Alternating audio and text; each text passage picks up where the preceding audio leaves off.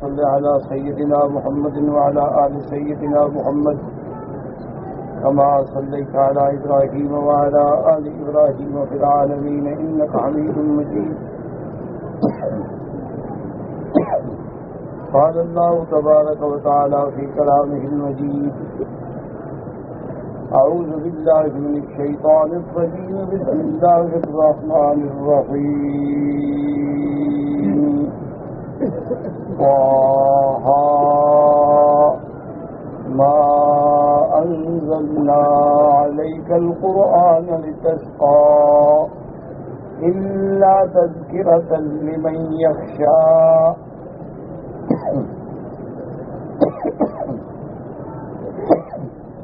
تنزيلا ممن خلق الأرض والسماوات العلى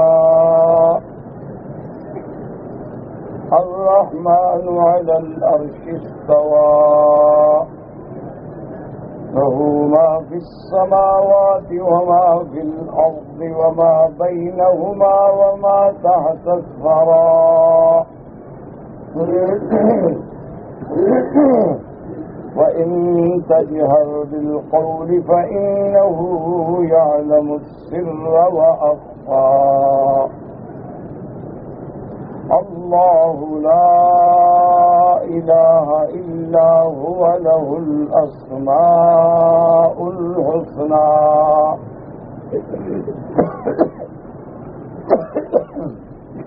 قال المؤلف المفسر رحمه الله تعالى: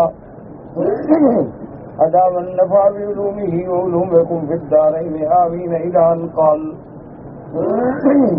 روى إمام الأئمة محمد بن إسحاق بن خزيمة في كتاب التوحيد عن زياد بن أيوب عن إبراهيم بن المنذر الخزامي قال: حدثنا إبراهيم بن مهاجر بن مسمار عن عمر بن يبس بن ذكوان عن مولى الحركة يعني عبد الرحمن بن يعقوب عن أبي هريرة رضي الله تعالى عنه قال: قال رسول الله صلى الله عليه وسلم: إن الله قرأ طه وياسين قبل أن يخلق آدم ب1000 عام، فلما سمعت الملائكة قالوا: طوبى لأمة ينزل عليهم هذا، وطوبى لأجواف تحمل هذا، وطوبى لألسن تتكلم بهذا، هذا غريب وفيه نكارة. وإبراهيم بن مهاجر والشيخ تكلم فيهما. اب مفسر رحمۃ اللہ علیہ فرماتے ہیں کہ سورۃ طٰہٰ جو ہے یہ مکی سورت ہے. اس کے بارے میں ایک روایت آئی ہے لیکن اس میں غرابت بھی ہے اور نکارت بھی ہے اور اس میں 2 راوی جو ہیں ان پہ کلام ہے. لیکن مفسرین اور محدثین کرام ایسی روایات کو جو فضائل میں ہیں نقل فرما دیتے ہیں.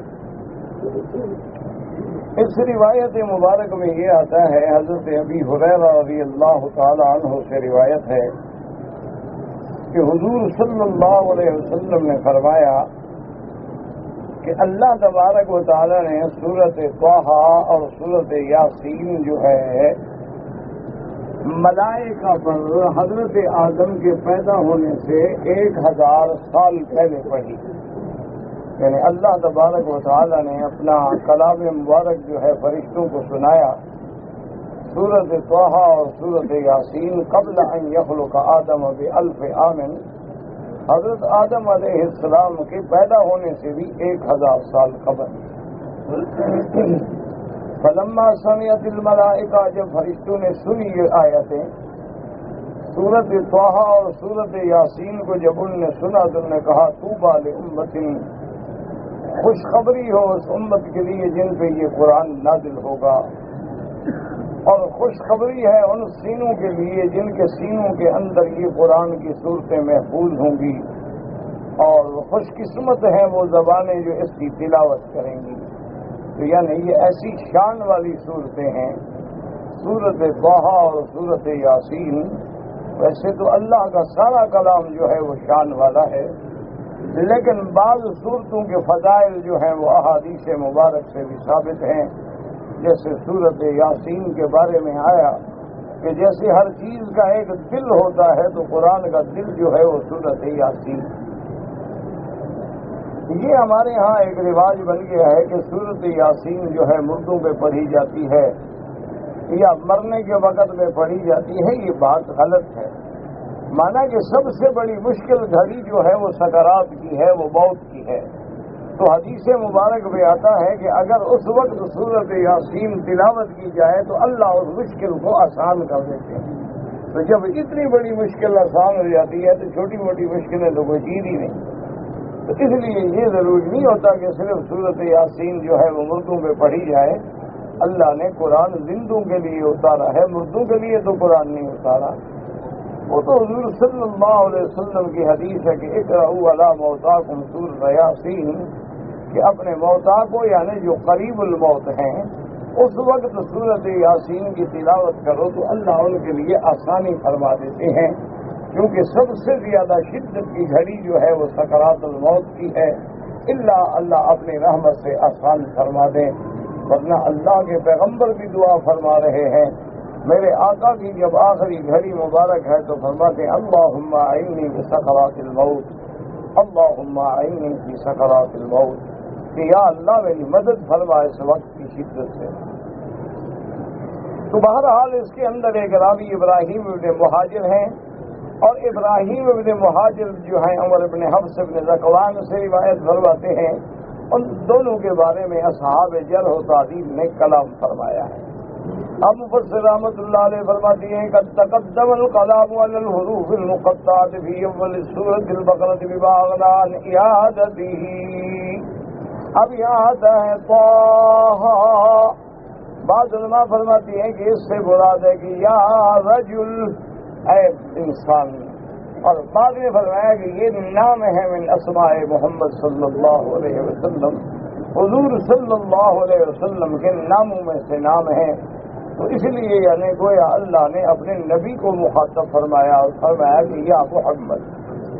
لیکن اکثر قول راجح جو ہے وہ یہی ہے کہ جیسے بہت ساری صورتوں کے اندر حروف مقطعات ہیں، جیسے الف لام میم، ہا میم، الف لام را، اس کے بارے میں جو فیصلہ ہے کہ لا یعلم مرادہ الا اللہ، کہ اس کی صحیح مراد جو ہے وہ اللہ جانتے ہیں۔ اسی لیے مفسر رحمۃ اللہ علیہ فرماتے ہیں کہ طٰہٰ جو ہے گویا یہ بھی حروف مقطعات میں سے ہے، اور اللہ اعلم بمرادہ، اور حروف مقطعات پر فرماتے ہیں کہ سورۃ البقرہ میں بڑی مفصل بحث کر چکا ہوں، دوبارہ اس بحث کو ذکر کرنے کا فائدہ نہیں ہے، اور جن طالب العلموں نے فائدہ اٹھانا ہو تو سورۃ البقرہ میں کھول کے اس جگہ کو دیکھ لیں۔ وقال ابن ابي حاتم حدثنا الحسين ابن محمد بن شيبة الواسطي قال حدثنا ابو احمد يعني الزبيري قال انبانا اسرائيل عن سالم الاختص عن سعيد بن جبير ان ابن عباس رضي الله تعالى عنه قال طه يا رجل، انہوں نے فرمایا کہ طه کا معنی ہے کہ اے بندے، وهكذا روى عن مجاهد وإكرمة وسعيد بن جبير وعطاء ومحمد بن كعب وأبي مالك وعطية الأوفي والحسن وقتادة والضحاك والسدي وابن عبدة أنهم قالوا طه بمعنى يا رجل، وفي رواية أن ابن عباس وسعيد بن جبير والثوري أنها كلمة بالنبتية معناها يا رجل، وقال أبو صالح معربة۔ حضرت ابن عباس، حضرت سعید بن جبیر، حضرت ثوری رحمۃ اللہ علیہ سے ایک قول یہ بھی نقل کیا گیا ہے کہ دراصل طٰہٰ جو ہے یہ نبتی کلام ہے۔ نبتیہ لغت میں کہتے ہیں یا رجل، اے انسان۔ لیکن یاد رکھیں کہ بعض لوگوں نے یہ کہا ہے کہ قرآن مقدس میں مثلا سندس، استبرق، اسی طرح یہاں لفظ آ گیا طٰہٰ، تو آپ لوگوں نے فرمایا کہ یہ لغت حبشیہ ہے یا لغت نبتیہ ہے، لیکن اس کو پھر معرب بنا دیا، یعنی جب عربی میں استعمال ہوا تو عربی بن گیا۔ لیکن راجح قول یہی ہے کہ اللہ نے جب تصریح فرما دی ہے کہ انا جعلناہ قرآنا عربیا، اللہ نے فرمایا کہ ہم نے قرآن عربی اتارا۔ تو جب اللہ نے قرآن لغت عربیہ میں اتارا ہے تو اس میں کسی دوسری لغت کا لفظ نہیں ہو سکتا۔ ہاں یہ الگ بات ہے کہ قرآن پاک میں یہ لفظ عربی ہے، اب دوسری زبانوں میں بھی وہ استعمال ہوتا ہو تو اس میں کوئی اب دیکھیں نا، آپ کی اردو زبان ہے یا سریکی زبان ہے، کتنے اس میں عربی کے لفظ استعمال ہوتے ہیں۔ اب ہمارے یہاں عام طور پہ ہر آدمی لکھے گا مکرمی، محترمی، مکرم، محترم، اخی، مکرم، یہ سارے عربی کے لفظ ہیں، یہ کوئی اردو کا لفظ نہیں ہے نا مکرم یا محترم۔ تو بہت سارے الفاظ جو ہیں ہمارے ہاں بھی استعمال ہو جاتے ہیں، ورنہ اللہ کا قرآن جو ہے خالصتاً لغت عربی میں اتارا گیا، بلسان عربی مبین، اور لغت قریش میں اتارا گیا، کیونکہ حضور صلی اللہ علیہ وسلم میرے آقا جو ہیں آپ کا تعلق بنو ہاشم سے ہے، اور بنی ہاشم جو ہیں وہ قریش کا ایک وطن ہے، تو لہذا اللہ نے وضاحت کر دی کہ نزل بہ الروح الامین علی قلبک لتکون من المنذرین بلسان عربی مبین، کہ ہم نے قرآن کھلی عربی زبان میں اتارا ہے۔ واسند القاضی ایاز فی کتابہ شفاء من طریق عبد بن حمید فی تفسیرہ حدثنا هاشم القاسم النبی جعفر بن الربیع بن انس قال قال النبی صلی اللہ علیہ وسلم اذا صلى قام على رجل ورفع الاخرى فانزل الله تبارك وتعالى طه طاء الارض يا محمد صلی اللہ علیہ وسلم ما انزلنا عليك القرآن لتشقى ثم قال ولا يخفى ما في هذا من الاکرام وحسن المعاملہ۔ اب قاضی ایاز نے اپنی کتاب ہے شفا، اس میں لکھا ہے، اس نے لکھا ہے کہ میرے آقا جب عبادت فرماتے تھے آپ تھک جاتے تو ایک پاؤں اٹھا لیتے اور ایک پاؤں پہ وزن رکھتے، پھر جب تھک جاتا تو دوسرے پاؤں پہ وزن رکھتے، ایک پاؤں کو آرام دیتے۔ اللہ پاک نے قرآن نازل فرمایا کہ طه مانا تھا طاء الارض یا محمد صلی اللہ علیہ وسلم کے حضور اپنے پاؤں زمین پہ رکھیں، زیادہ تکلیف نہ کریں۔ ہم نے قرآن آپ پہ اس لیے نہیں اتارا کہ آپ مشقت میں پڑ جائیں، اللہ نے آپ کو اتنا تکلیف نہیں دی ہے۔ لا یکلف اللہ نفسا الا وسعها، اللہ ہر بندے کو اتنی تکلیف دیتے ہیں جو اس کی طاقت کے اندر ہو، تو آپ بھی اتنی عبادت فرمائیں جس سے آپ کو راحت ملے، آپ کو مشقت نہ ہو۔ تو یہ گویا کہ اللہ تبارک و تعالیٰ کی طرف سے اکرام ہے محمد مصطفیٰ کا، اور اللہ تبارک و تعالیٰ کی طرف سے لطف و کرم ہے محمد مصطفیٰ صلی اللہ علیہ وسلم۔ ما انزلنا عليك القرآن لتشقى قال جويبر عن الضحاك ما انزل الله القرآن على رسوله محمد صلى الله عليه وسلم قام به هو واصحابه وقال المشركون من قريش ما انزل هذا القرآن على محمد الا ليشقى فانزل الله تعالى طه ما انزلنا عليك القرآن لتشقى الا تذکرۃ لمن یخشی۔ اب اس روایت مبارک میں آتا ہے کہ جب اللہ نے قرآن اتارا محمد رسول اللہ پہ صلی اللہ علیہ وسلم، آپ اور آپ کے صحابہ جو تھے عبادت فرماتے، قرآن پڑھتے، تلاوت کرتے، ساری رات جاگنے میں گزر جاتے، تو اب مشرکین کہنے لگے اللہ نے یہ قرآن ان پہ ایسا اتارا ہے کہ ہر وقت یہ مشقت میں پڑے ہیں، جب دیکھو کھڑے ہیں، جب دیکھو نمازیں پڑھ رہے ہیں، جب دیکھو قرآن۔ اچھا بھائی ان پہ قرآن اترا، یہ تو اور مشقت میں پڑ گئے، یہ تو اور مصیبتوں میں پڑ گئے۔ اللہ نے قرآن اتارا کہ تم غلط کہتے ہو، فَلَيْسَ الْأَمْرُ كَمَا زَعَمَهُ الْمُبْطِلُونَ بَلْ آتَاهُ اللَّهُ الْعِلْمَ وَقَدْ أَرَادَ بِهِ خَيْرًا كَثِيرًا كَمَا ثَبَتَ فِي الصَّحِيحَيْنِ عَنْ مُعَاوِيَةَ قَالَ رَسُولُ اللَّهِ صلی اللہ علیہ وسلم من یرید اللہ بہ خیرا یفقہہ فی الدین۔ اللہ نے قرآن اتارا کہ میرے مدنی آپ کے قرآن ہم نے اس لیے نہیں اتارا کہ آپ مشقت میں پڑیں. مانا یہ ہے کہ لیس الامر کما زعمہ المبطلون، یہ معاملہ ایسا نہیں جیسے کافر کہتے ہیں، بلکہ اللہ نے جس کو قرآن کا علم دیا ہے اللہ نے خیر کثیر عطا فرمائی ہے. جیسے کہ صحیحین کی حدیث میں بخاری اور مسلم کی روایت میں ہے ان معاویہ رضی اللہ تعالیٰ عنہ قال قال رسول اللہ، حضرت معاویہ سے روایت ہے کہ میرے آقا نے فرمایا من یرد اللہ بہ خیرا یفقہہ فی الدین، اللہ جس بندے سے بھلائی چاہتے ہیں اس کو فقیہ بنا دیتے ہیں، اس کو اپنے دین کی سمجھ عطا فرما دیتے ہیں. تو اصل چیز جو ہے وہ فقہ ہے، وہ تفقہ ہے، وہ دین کی سمجھ ہے کہ اللہ پاک نے فرمایا، حضور پاک نے فرمایا کہ جس سے اللہ بھلائی کرنا چاہتے ہیں اس کو دین کی فقہ، دین کی سمجھ عطا فرما دیتے ہیں. اسی لیے قرآن کہتے ہیں یہ تفقہ ہو، تاکہ دین میں تفقہ حاصل کرو، دین کے اندر سمجھ حاصل کرو. اسی لیے فقہا جو ہے رحمت اللہ علیہم اجمعین، اللہ ان کی قبروں پہ کروڑوں رحمتیں فرمائے کہ انہوں نے قرآن و حدیث مبارک سے ہمارے لیے مسائل کا استنباط فرما کے امت کے لیے آسانیاں پیدا فرما دی. یعنی اتنا بڑا کام کیا ہے، آپ حیران ہوں گے کہ امام ابو حنیفہ رحمۃ اللہ علیہ نے باقاعدہ بعد 40 علماء کی جیوری بچھا کے 12 لاکھ مسئلہ ہے جو امت کو نکھار کے دیا ہے قرآن و سنت کی روشنی میں. یعنی اب کسی مسئلے میں اللہ کی رحمت ہے وہ دوسری ضرورت ہی نہیں پڑتی آدمی کو، اگر آدمی کے پاس مطالعہ ہے اور آدمی کے پاس کتابیں ہیں. یہی وجہ تھی کہ پوری دنیا میں فقہ حنفی کا رواج جو ہے وہ رہا. تقریباً 1200 سال تک جتنے بلاد اسلامیہ ہیں ان کے اغلب میں فقہ حنفی کا راج رہا ہے.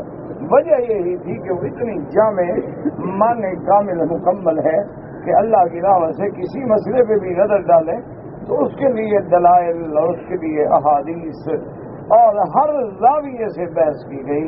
اس میں بڑے بڑے ائمہ کرام، ائمہ حدیث، ائمہ فقہ، ائمہ ادب، ائمہ لغت، ائمہ نحو، تمام علماء کو جمع کر کے ایک مسئلہ رکھا جاتا تھا کہ اس کے ہر پہلو پہ غور کرو تاکہ کوئی پہلو تشنا نہ رہ جائے.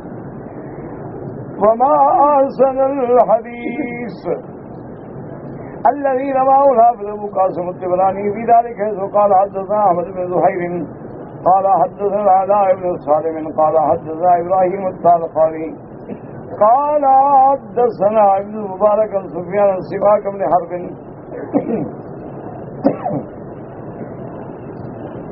عن ثعلبة بن الحكم قال قال رسول الله صلى الله عليه وسلم يقول الله تعالى للعلماء يوم القيامة إذا قعد على كرسيه لقضاء عباده إني لم أجعل علمي وحكمتي فيكم إلا وأنا أريد أن أغفر لكم ولا ما كان منكم ولا أبالي. إسناده جيد وصارنكم هذا هو الليثي ذكره أبو عمرو في ثيابه وقال نزل البصرة ثم تحول إلى الكوفة ورواه عنه سماك بن حرب. ابو بصر رحمۃ اللہ علیہ فرماتے ہیں کہ حافظ ابو القاسم الطبرانی نے یہ حدیث مبارک روایت کی ہے.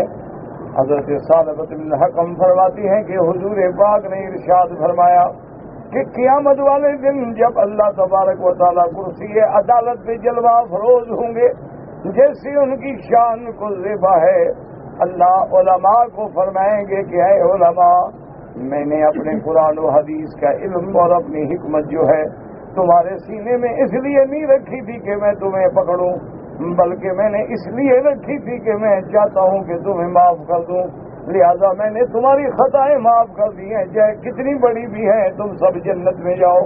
تو اس لیے علماء کی اللہ نے یہ شان رکھی ہے. اور علماء سے مراد کون ہیں؟ جو قرآن و سنت کے عالم ہیں. اور علماء سے مراد یہ نہیں ہوتا کہ جس کو کمپیوٹر آتا ہو یا جغرافیہ آتا ہو یا تاریخ آتی ہو. اصل علم جو ہے وہ کتاب اللہ اور سنت رسول اللہ. اصل علم جو ہے وہ اللہ کی معرفت، اللہ کی ذات و صفات کی معرفت ہے. اس کے بعد باقی علوم بھی حاصل کریں، کو منع نہیں کیا گیا، لیکن بنیادی علوم جو ہے وہ قرآن و سنت کا علم ہے۔ تو اللہ تبارک و تعالیٰ علماء کو فرمائیں گے کہ چاہے علامہ کا منکم جو کچھ تم سے ہوا ہے بلا ابالی، مجھے کوئی پرواہ نہیں، میں نے معاف کر دیا۔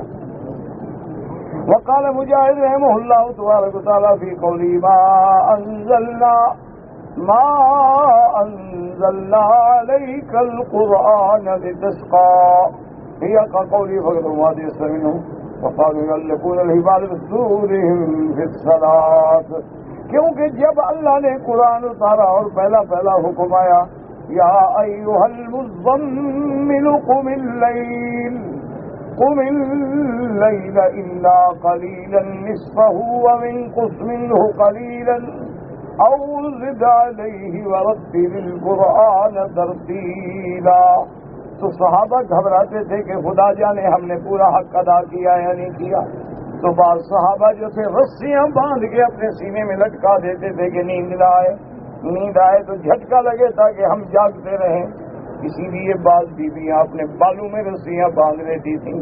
اللہ نے فرمایا میرا بدنی میں نے قرآن اس لیے تو نہیں اتارا کہ تم مشقت میں پڑھو، تم تکلیف برداشت کرو، بلکہ میری طرف سے رعایت فَقْرَؤُوا مَا تَيَسَّرَ مِنْهُ، اب جتنا اللہ توفیق دے اتنی تہجد پڑھ لو، کوئی ضروری نہیں کہ آدھی رات جاگو یا تہائی رات جاگو، اللہ توفیق دے تو 2 رکعت 4 رکعت 6 رکعت 8 رکعت 11 رکعت جتنا فرض ہے پڑھ سکتے ہو۔ اللہ نے آسانی فرما دی حضور کے لیے بھی، حضور کی امت کے لیے بھی، اس لیے فرماتی ہے وَقَالُوا يَعْلِقُونَ الْحِبَالَ بِصُدُورِهِمْ، وہ لوگ اپنے سینوں پہ رسیاں باندھ لیتے تھے تاکہ نماز میں کھڑے ہو سکیں۔ وقال قتادہ ما انزلنا علیک القرآن لتشقى،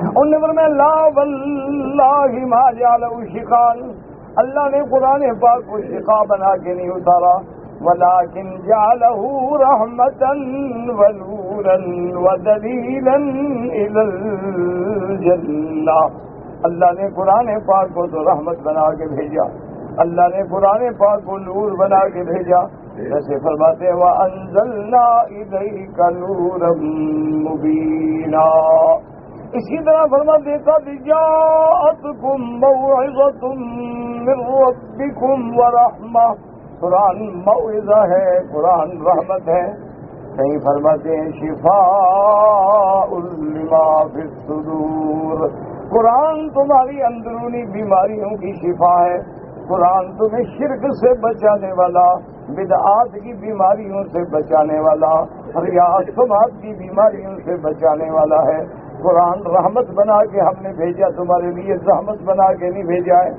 إلا تذكرة لمن يخشى، أي إن الله أنزل كتابه وبعث رسوله رحمة رحم بها عباده ليذكر ذاكرون ينتهي مما سمع من كتاب الله وهو ذكر أنزل الله فيه حلاله وحرامه، اللہ نے جو کتاب اتاری ہے رسول بھیجا ہے، کیوں اپنے بندوں پہ رحمت کی ہے، رحمت بنا کے بھیجا تاکہ لوگ ہدایت پکڑیں، لوگ راستہ تلاش کریں، لوگ حق کو پہچانیں اور لوگ نصیحت پکڑیں اور اس سے نفع اٹھائیں۔ قرآن سن کے، قرآن ذکر ہے، قرآن نصیحت ہے، قرآن موعظہ ہے، قرآن ہدایت ہے، قرآن عبرت ہے لمن یعتبر، اور اللہ نے قرآن میں واضح کر دیا انزل اللہ فیہ حلالہ وحرامہ، اللہ نے قرآن میں واضح بیان فرما دیا یہ حلال ہے یہ حرام ہے، اللہ نے قرآن میں حدود نازل فرما دیے، ان اللہ فرض فرائض وشرع شرائع وحد حدودا احل حلالا وحرم حراما، اللہ نے ہر چیز کے لیے احکام معین کر دیے ہیں، اللہ نے حلال بھی واضح کر دیا، حرام بھی واضح کر دیا، اللہ نے حق بھی واضح کر دیا، باطل بھی واضح فرما دیا، تو قرآن تو تمہارے لیے رحمت ہے نہ کہ مشقت ہے۔ تنزیلا ممن خلق الارض والسماوات العلا، اے حاضر قرآن نتیجہ آ گیا محمد صلی اللہ علیہ وسلم، اللہ نے فرمایا میرا مدنی یہ جو قرآن آپ کی طرف آیا ہے هو تنزیل من ربک، یہ تیرے رب کا کلام ہے، تیرے رب کا اتارا ہوا، رب کل شیء وملیکہ، جو ہر چیز کا رب ہے، ہر چیز کا مالک ہے، القادر علی ما یشاء، جو چاہے قادر ہے، الذی خلق الارض بانخفاضها وکثافتها، جس نے زمین کو پیدا کر کے بچھا دیا، وخلق السماوات العلی فی ارتفاعها ولطافتها، اور جس نے آسمانوں کو اتنا بلند فرما دیا اور اتنا لطیف چیز بنا دیا، وقد جاء فی الحدیث الذی صححہ الترمذی وغیرہ ان السمک کل سواء مسیرۃ 500 اعوام وبعد ما بینها والذی دریا مسیرۃ 500 عام۔ اب جناب مفسر رحمۃ اللہ علیہ فرماتے ہیں کہ ایک حدیث مبارک میں جس کو امام ترمذی رحمۃ اللہ علیہ نے فرمایا کہ صحیح حدیث ہے، حدیث مبارک میں آتا ہے کہ آسمانوں کی موٹائی جو ہے وہ اتنی بڑی ہے کہ 500 سال تک آدمی اس پہ چل سکتا ہے، اور ایک آسمان سے دوسرے کے درمیان جو فاصلہ ہے وہ بھی 500 سال کا ہے۔ وقت عورت ابیات ماؤنا حدیث الاول من روایت العباس ام رسول اللہ صلی اللہ علیہ وسلم رضی اللہ تعالی عنہ۔ اور اسی طرح ابی حاتم رحمۃ اللہ علیہ نے حدیث الاول بھی ذکر فرمائی ہے، جس کو روایت کیا حضرت عباس نے۔ حضرت عباس کون ہے؟ ام رسول اللہ صلی اللہ علیہ وسلم، حضور کے چچا ہیں عباس ابن عبد المطلب، کیونکہ حضور صلی اللہ علیہ وسلم جو ہے محمد ابن عبداللہ ابن عبد المطلب، اور حضرت عباس جو ہیں وہ بھی ابن عبد المطلب، تو حضور کے چاچا ہیں رضی اللہ تعالی عنہ۔ بڑی تفصیل سے مفسر رحمۃ اللہ علیہ فرماتے ہیں بیان ہو چکی ہے، واللہ تعالی عالم۔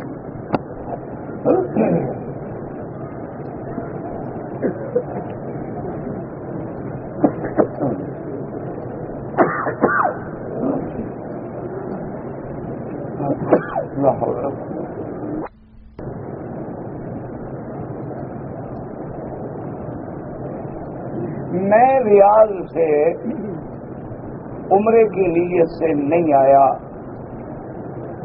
اور حرم شریف میں داخل ہو گیا، جمعہ کی نماز پڑھا، طواف کیا، ایک دن بعد مسجد عائشہ سے عمرہ کیا۔ میرے عزیز مسئلے کو سمجھے، امام ابو حنیفہ رحمۃ اللہ علیہ فرماتے ہیں کہ حضور صلی اللہ علیہ وسلم نے 5 میقات معین کر دیے ہیں کہ وقت رسول اللہ صلی اللہ علیہ وسلم 5 مواقیت، حضور نے 5 میقات کے، یہ جیسے ذوالحلیفہ ہے، جوفہ ہے، یلملم ہے، اسی طرح قرن المنازل ہے، تو یہ جو ہے نا جی، اچھا یہ 5 میقات ایسے ہیں کہ جو بندہ یہاں آئے یا ان کے برابر آئے تو وہ بغیر احرام کے اللہ کے گھر نہ جائے، احرام باندھے۔ تو امام ابو حنیفہ رحمۃ اللہ علیہ فرماتے ہیں کہ جو بندہ بھی ان میقات سے آیا، مثلا پاکستان سے آئے تو آپ یلملم سے گزریں گے، ریاض سے اگر آئیں گے وایا طائف تو آپ راستے میں آئیں گے، وادی سیل پہ میقات آئے گی آپ کے لیے، تو وادی قرن منازل آئے گی۔ وہ فرماتے ہیں کہ بغیر احرام کے نہ گزرے، اگر بغیر احرام کے گزر گیا تو اس کو عمرہ بھی کرنا ہوگا اور ایک بکری بطور دم بھی دینی ہوگی کہ اس نے تجاوز کیا ہے میقات سے بغیر احرام۔ بعض ائمہ کرام فرماتے ہیں کہ آنے والے کی نیت کیا ہے، اگر اس کی نیت جو ہے وہ ہے عمرہ، پھر تو بغیر احرام کے نہ گزرے، اگر بغیر احرام کے گزرے گا تو دم پڑ جائے گی۔ اگر اس کی نیت عمرہ نہیں ہے، وہ کاروبار کے لیے آیا ہے، کسی کو ملنے آیا ہے، کسی رشتہ دار کو دیکھنے آیا ہے اور احرام نہیں باندھا، وہ کہتے ہیں دم نہیں پڑے گی۔ لیکن ایک بات یاد رکھو، لازمی بات ہے کہ مجتہد جو بھی اجتہاد کرتے ہیں اگر خطا بھی ہو اللہ اجر دیتے ہیں، اور اگر اجتہاد پہ ثواب پہ پہنچ جائیں تو اللہ ان کو 2 اجر دیتے ہیں۔ اب دیکھیں مثال کے طور پہ قیامت والے دن اگر یہ مسئلہ واضح ہو گیا کہ بھئی عمرہ کرنا ضروری تھا، جنہوں نے نہیں کیا وہ کیا کریں گے؟ ایک اصولی بات کو سمجھا کریں۔ اسی لیے میں نے عرض کیا نا کہ امام ابو حنیفہ رحمۃ اللہ علیہ کی فقہ جو ہے بڑی گہرائی اور گہرائی میں۔ اچھا، جن لوگوں نے عمرہ کر لی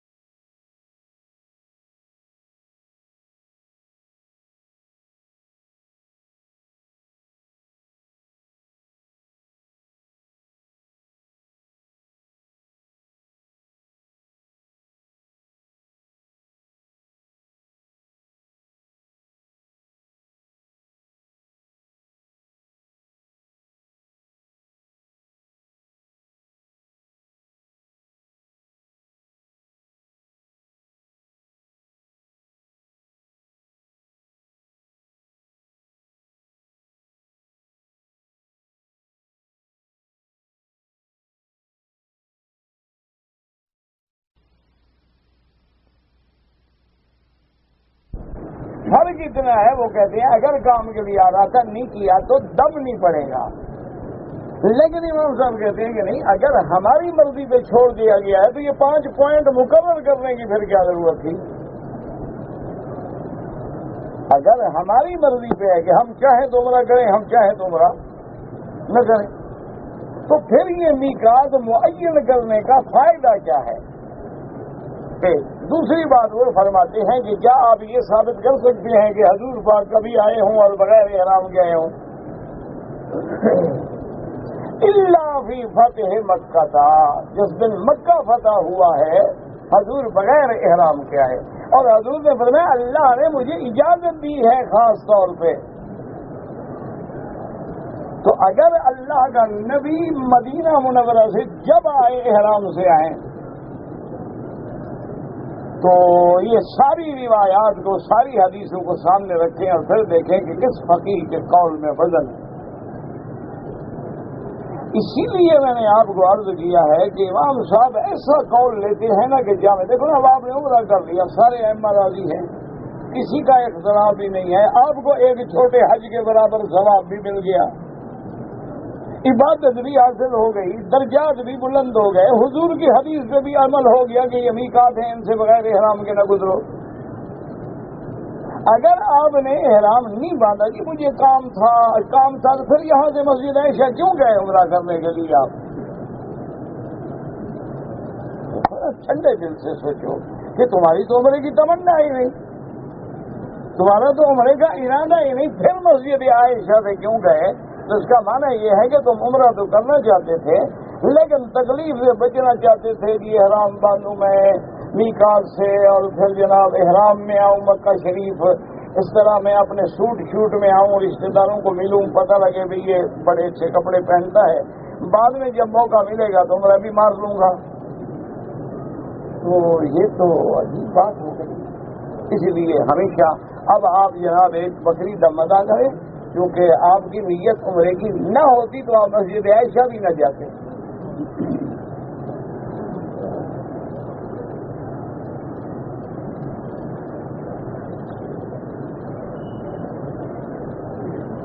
کہتے جی کہ نماز جنازہ میں سلام ایک طرف پھیرنا، میرا بھائی ایک طرف نماز میں سلام پھیرو تو نماز پوری ہو جاتی ہے، ایک سلام سے بھی نماز پوری ہو جاتی ہے، لیکن 2 پھیروں کے صاف بات ہے کہ جتنے کلمات زیادہ ہوں گے اجر بھی زیادہ ہوگا، اس میں تو کوئی ایسی بات نہیں ہے. اور یہ مسئلے جو ہیں نا یاد رکھو یہ اولا افضل کے ہیں، یعنی ایک امام کے نزدیک انہوں نے یہ سوچا کہ ایک حدیث مبارک میں ایک سلام کا ذکر بھی ہے، تو جنازے میں ایک کہہ دو اور باقی نمازوں میں 2 کہہ دو تاکہ دونوں حدیثوں پہ عمل ہو جائے. اور امام ابو حنیفہ رحمۃ اللہ نے فرمایا کہ جتنے ہم سلام زیادہ کہیں گے، لفظ زیادہ ہوں گے، اتنا اجر زیادہ ہوگا، لہذا دونوں میں 2 سلام کہہ دو. یہ کوئی جھگڑے کی باتیں نہیں ہیں، بلا وجہ نہ پریشان ہوا کریں.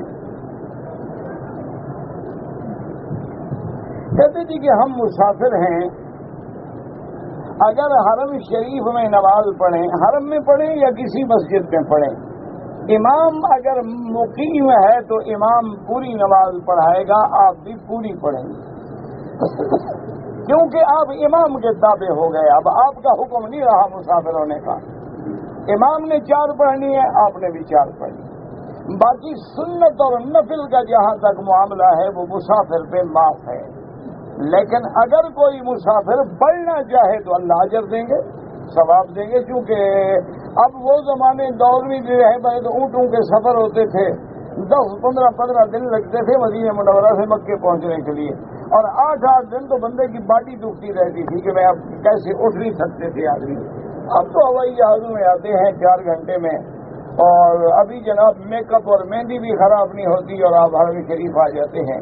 تو آج کل کیا تکلیف ہے، آدمی اپنے اوقات کیوں ضائع کرے؟ جتنا مرضی آئے نفلیں پڑھیں، طواف کریں، سنتیں پڑھیں، قرآن پڑھیں، ثواب حاصل کریں.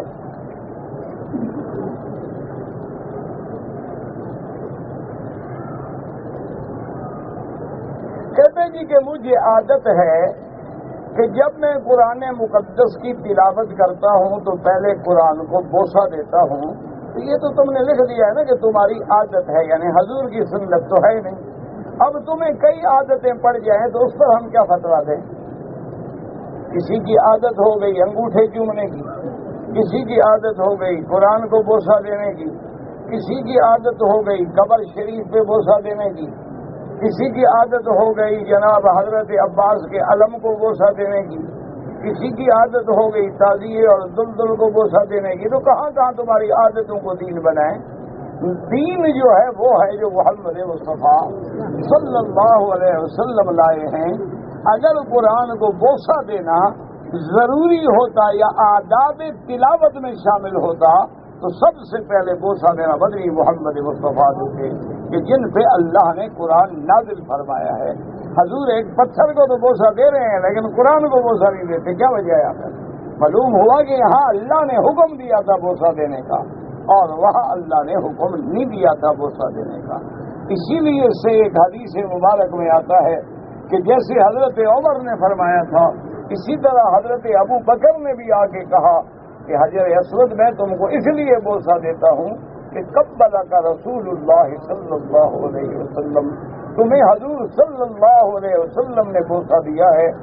اور حضور نے بھی یہی فرمایا، آپ نے فرمایا کہ الا یا ایھا الحجر، کہ تم ایک پتھر ہو، تم کسی نفع نقصان کے مالک نہیں، اگر مجھے اللہ حکم نہ دیتا تو میں تجھے بوسہ نہ دیتا.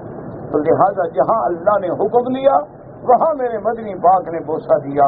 اچھا اب کوئی بات لوگ کہہ دیتے ہیں او جی ادب ہے محبت ہے، یعنی حضور کو محبت قرآن سے نہیں تھی تمہیں زیادہ ہے.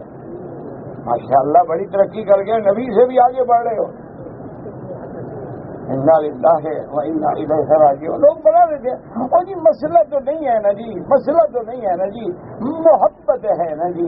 اچھا جی اگر کسی بعض لوگوں کو ایک اور کیڑا پڑ گیا ہے، وہ کہتے ہیں اچھا جی حدیث دکھاؤ جس میں لکھا ہو کہ بوسہ نہ دو.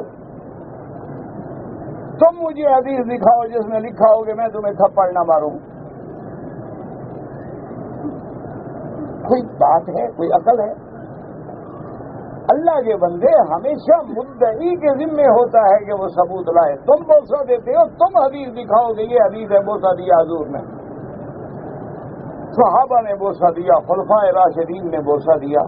باقی قرآن کے ادب کا معنی ہے قرآن پہ عمل کرنا، قرآن پہ ایمان لانا، قرآن کے حلال کو حلال سمجھنا، قرآن کے حرام کو حرام سمجھنا، قرآن کے وعد اور وعید پہ ایمان رکھنا، قرآن کی تبشیرات پہ خوش ہونا، قرآن کے تنذیرات پہ اللہ کے عذاب سے خوف محسوس کرنا. انما یخشی اللہ من عبادہ العلماء. یہ معنی نہیں ہوتا کہ صرف بوسہ دو یا غلافوں میں لپیٹو اور اس کو اونچے مقام پہ رکھ دو. اسی لیے قرآن قیامت میں شکایت کرے گا کہ یا اللہ یہ تیری کیسی امت ہے کہ طاقوں میں سجایا جاتا ہوں، دھو دھو کے پلایا جاتا ہوں، بس اسی لیے مجھے تو نے بھیجا تھا. یہ کوئی آداب نہیں ہوتے، یہ لوگوں نے اپنی عادتیں بنائی ہوئی ہیں، ان کا کوئی تعلق نہیں سنت رسول اللہ سے.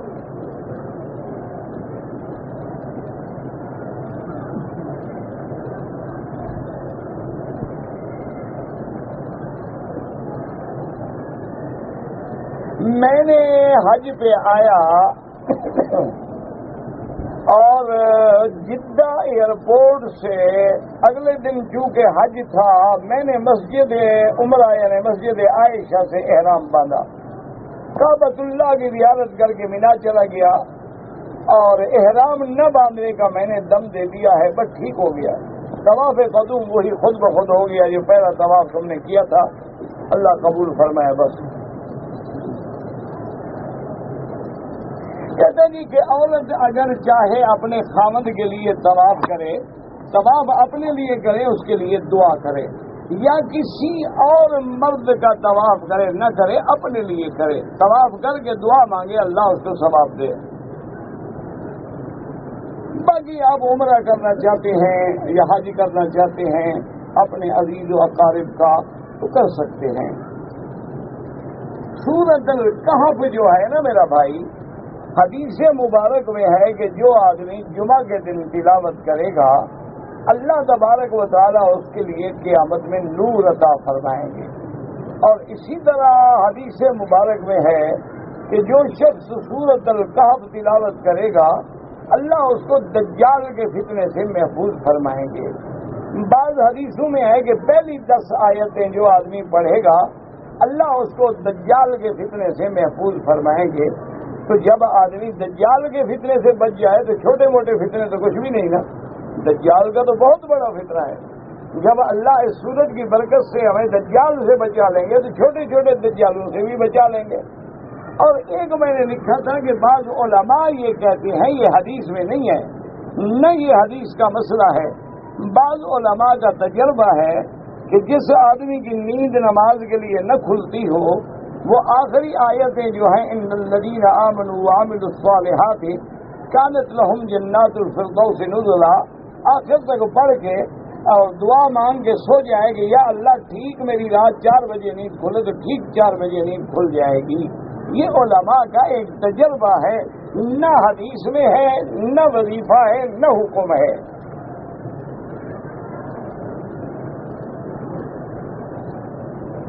کہتے ہیں جی کہ میں نے اپنا عمرہ کر لیا ہے، اب اگر دوبارہ عمرہ کرنا چاہوں تو آپ دوبارہ بھی کر سکتے ہیں، نفلی عبادت ہے۔ من تطوع خیرا فإن اللہ شاکر علیم، جتنی عمرے کرو اتنی زیادہ ثواب ہے انشاءاللہ۔ لیکن مکے میں رہتے ہوئے جتنی دیر عمرے میں لگاؤ اتنی دیر اگر کعبۃ اللہ کا طواف کرو تو یہ زیادہ افضل ہے۔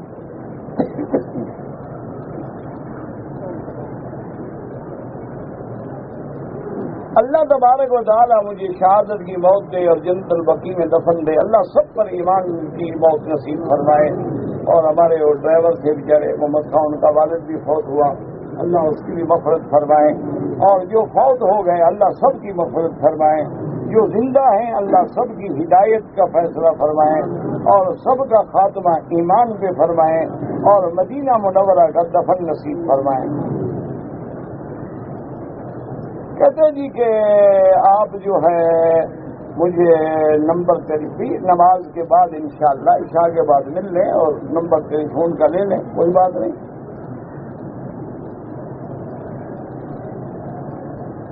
کہتے جی دعا کریں کہ ہمارے ملک میں بارشیں نہیں ہو رہی، پانی بہت کم ہے، بالکل اللہ تبارک و تعالیٰ سے دعا کریں کہ اللہ عالم اسلام پہ ظاہری اور باطنی رحمت کی بارشیں عطا فرمائیں۔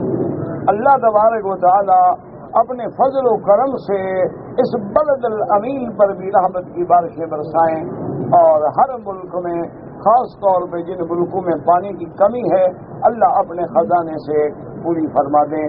وما ذلک علی اللہ بعزیز، اللہ کے لیے کیا مشکل ہے۔ اگر کوئی آدمی عصر کی نماز کے بعد 2 3 4 طواف کر لے اور مغرب کے بعد سب کی 2 رکعت کر کے پڑھ لے، بالکل جائز ہے، کوئی منع نہیں۔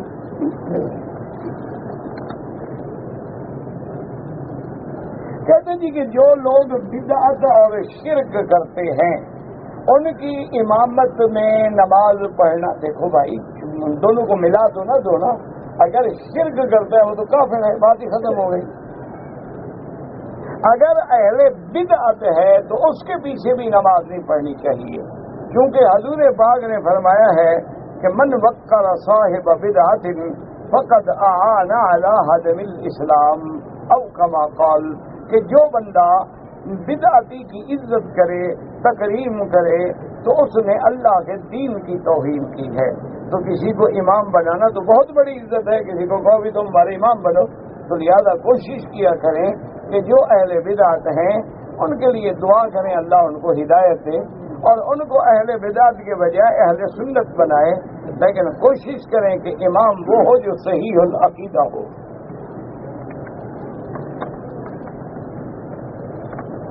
کہتے جی کہ نماز کے بعد جو ذکر کیا جاتا ہے، ایک تو حدیث میں آتا ہے کہ حضور پاک بھی مغرب کی نماز کے بعد لا الہ الا اللہ وحدہ لا شریک لہ لہ الملک ولہ الحمد یحیی ویمیت وہو علی کل شیء قدیر، اسی طرح سبحان اللہ، الحمدللہ، اللہ اکبر، تو یہ اذکار جو ہیں ثابت ہیں، تو اللہ تبارک و تعالی توفیق دے۔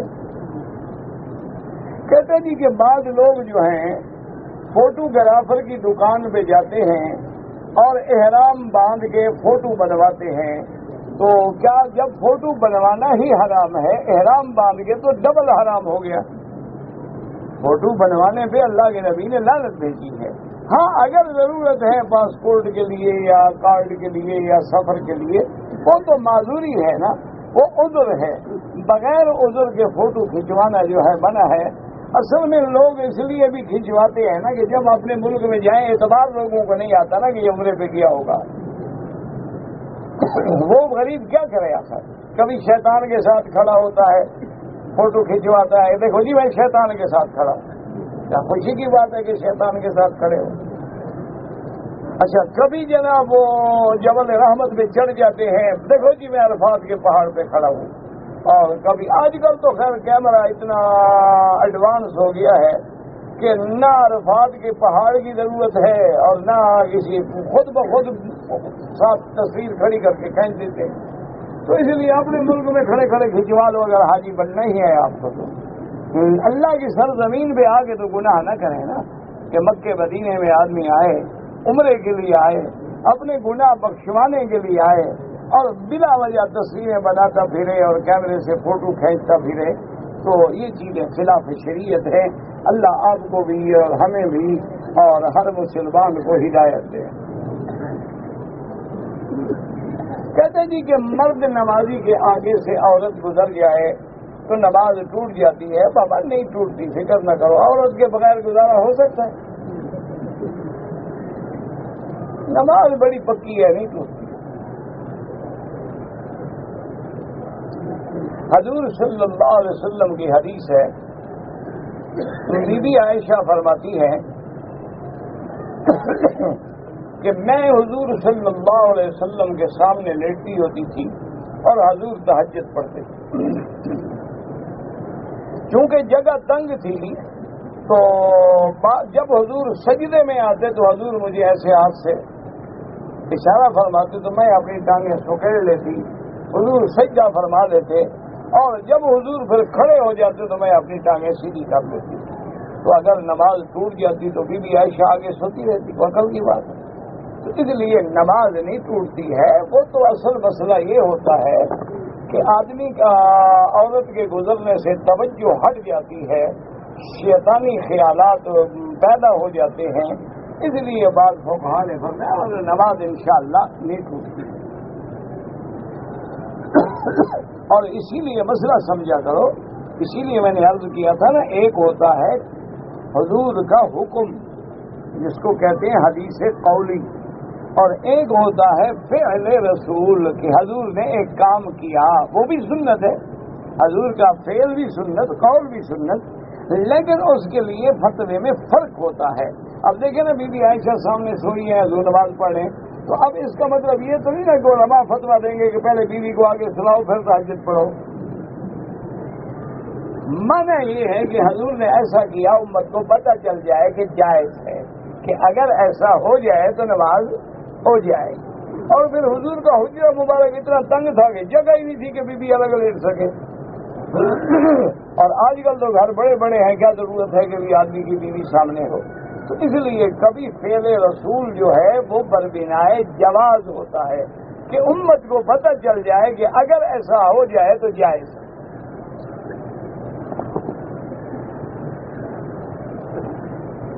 کہتے جی کہ حرم میں تو ہمارے آگے سے کئی عورتیں گزر جاتی، بابا کچھ نہیں ہوتا، گزر جاتی ہیں، گزر جائیں۔